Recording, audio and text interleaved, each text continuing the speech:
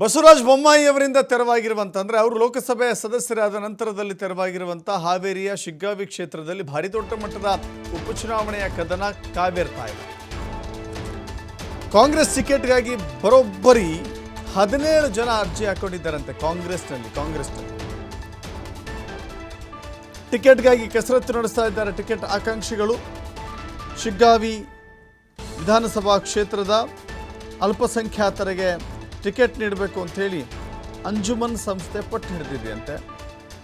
ಇನ್ನು ಟಿಕೆಟ್ಗಾಗಿ ಬೆಂಗಳೂರಲ್ಲಿ ಬೀಡು ಬಿಟ್ಟಿದ್ದಾರೆ ಆಕಾಂಕ್ಷಿಗಳು. ಹೈಕಮಾಂಡ್ಗೆ ಬಹಳ ದೊಡ್ಡ ತಲೆನೋವಾಗ್ತಾ ಇದೆ. ಅದು ಕೂಡ ಯಾರಿಗೆ ಟಿಕೆಟ್ ಕೊಡಬೇಕು ಅನ್ನೋದು ಬಹಳ ದೊಡ್ಡ ಗೊಂದಲ ಇದೆ. ಹೀಗಾಗಿ ಆನ್ಲೈನ್ ಮೂಲಕ ಸರ್ವೆ ನಡೆಸಿದೆ ಕಾಂಗ್ರೆಸ್. ಆನ್ಲೈನ್ ಮೂಲಕ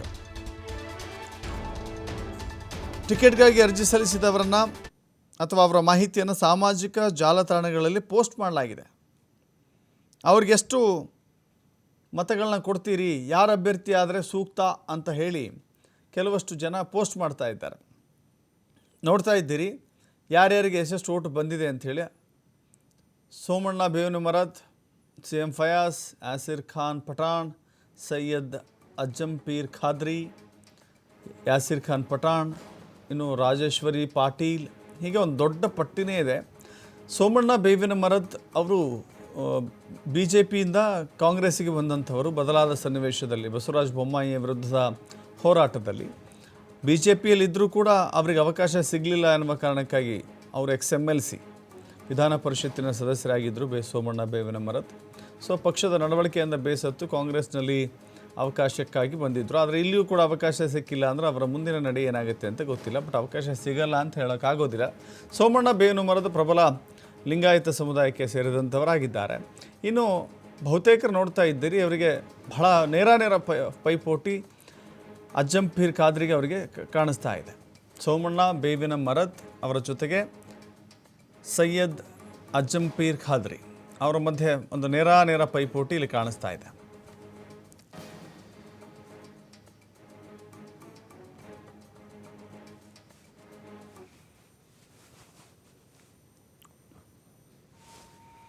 ಮತ್ತಷ್ಟು ಮಾಹಿತಿ ನಮ್ಮ ಪ್ರತಿನಿಧಿ ಯಲ್ಲಪ್ಪ ಕೊಡ್ತಾರೆ. ಯಲ್ಲಪ್ಪ, ಈಗ ಸದ್ಯಕ್ಕೆ ಸಾಕಷ್ಟು ರೀತಿಯ ಪೈಪೋಟಿ ಏರ್ಪಟ್ಟಿದೆ. ಯಾವೆಲ್ಲ ರೀತಿಯ ಅಪ್ಡೇಟ್ ಸಿಗ್ತಾ ಇದೆ ಅಂತ ಹೇಳಿ.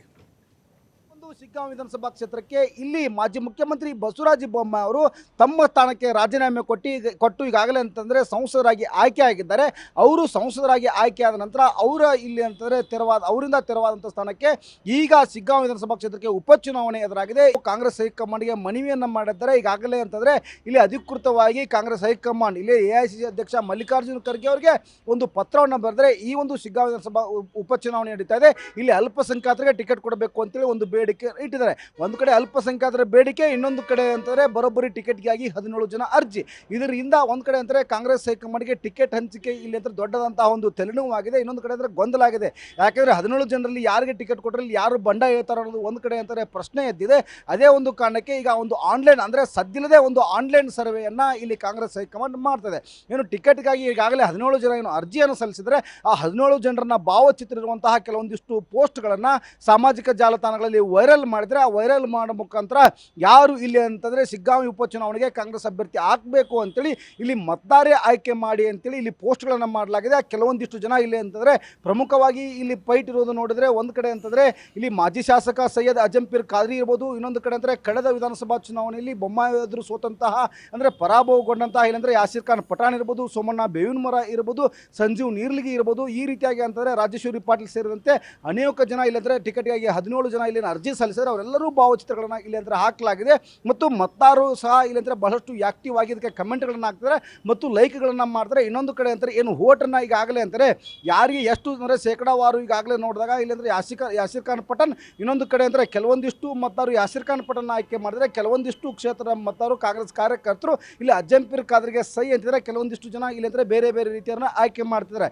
ಇದು ಒಂದು ಕಡೆ ಅಂದರೆ ಯಾರು ಇಲ್ಲಿ ಅಂದರೆ ಅತಿ ಹೆಚ್ಚು ಅಂಕಗಳನ್ನು ತೆಗೆದುಕೊಳ್ತಾರೆ ಶೇಕಡಾವಾರು ಅವರಿಗೆ ಇಲ್ಲಿ ಅಂದರೆ ಕಾಂಗ್ರೆಸ್ ಟಿಕೆಟ್ ಹಂಚಿಕೆ ಮಾಡುವಂತಹ ಎಲ್ಲ ಲಕ್ಷಣಗಳು ಕಾಣ್ತಿದ್ದಾವೆ. ಹೀಗಾಗಿ ಸದ್ದಿಲ್ಲದೆ ಕಾಂಗ್ರೆಸ್ ಇಲ್ಲಿ ಅಂತಾರೆ ಆನ್ಲೈನ್ ಮುಖಾಂತರ ಅದು ಸರ್ವೆಯನ್ನು ಮಾಡಲಿಕ್ಕೆ ಮುಂದಾಗಿದೆ. ಎಸ್, ಥ್ಯಾಂಕ್ ಯು ಯಲ್ಲಪ್ಪ ನಿಮ್ಮೆಲ್ಲ ಮಾಹಿತಿಗೆ.